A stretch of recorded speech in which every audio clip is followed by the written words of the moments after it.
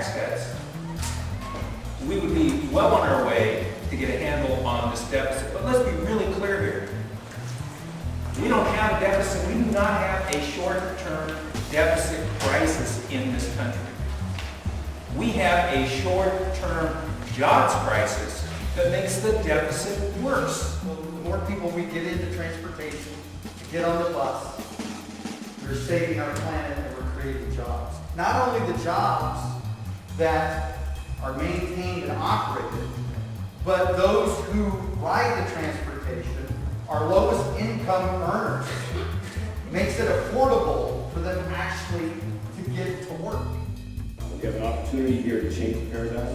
We have an opportunity to get out of the kind of laissez-faire business as usual, which just subsidizes Monsanto's and the big ag business. And we have an opportunity to create jobs and really bootstrap our small agricultural base.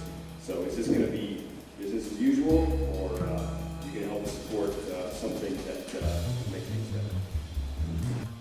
And it is 46% more profitable for them to foreclose than to collect on a performing loan. This is sinful.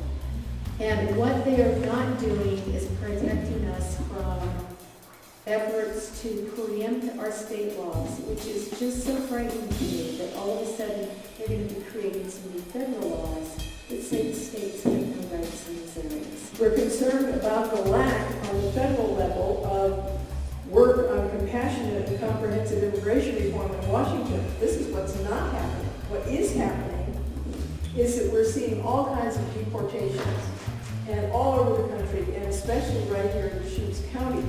You've got a speeding ticket, you can take it to jail, held in jail, put on an ice hole.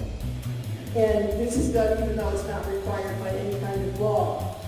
And the detentions and deportations have a lot of horrible effects on a lot of different people. Children are traumatized by the loss of a parent. Parents, often breadwinners, are disappeared with no notice to anybody.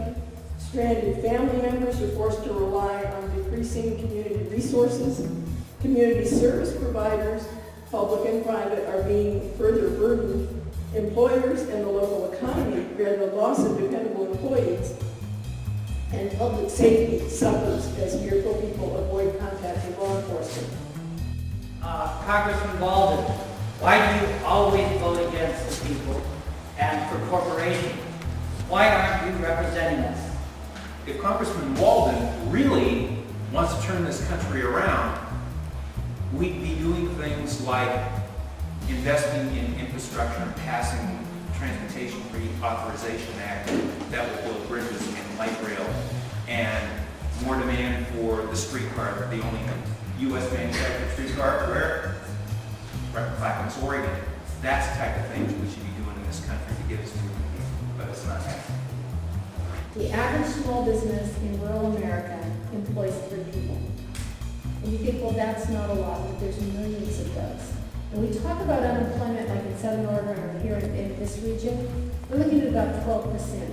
It's really about 30% because Mark Thomas and Nancy Koerber and millions of us will never show up on the unemployment rolls because we're small business. We can't collect unemployment, our voice isn't heard, we aren't recognized. They got the trillions of dollars with the bailouts and now they're going to help people.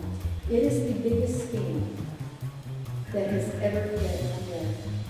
Less than 1% of the people that apply get one.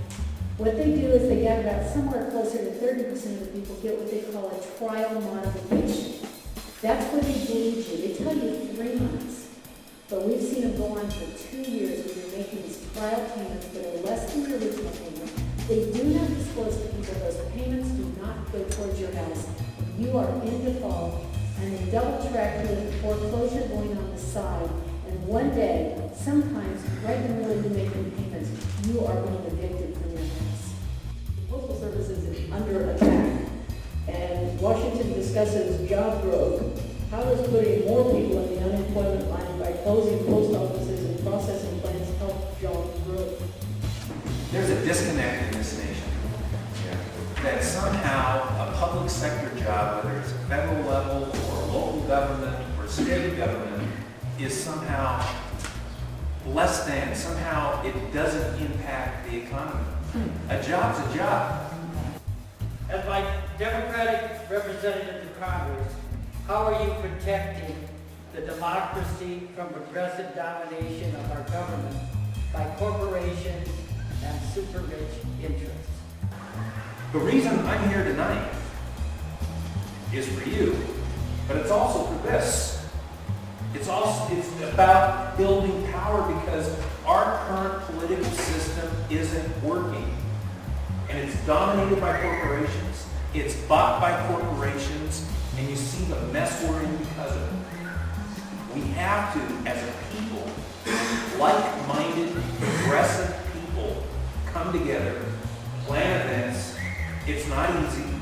We have different cultures, but it's going to pay off. And this is what we got to do to win, and we got to win.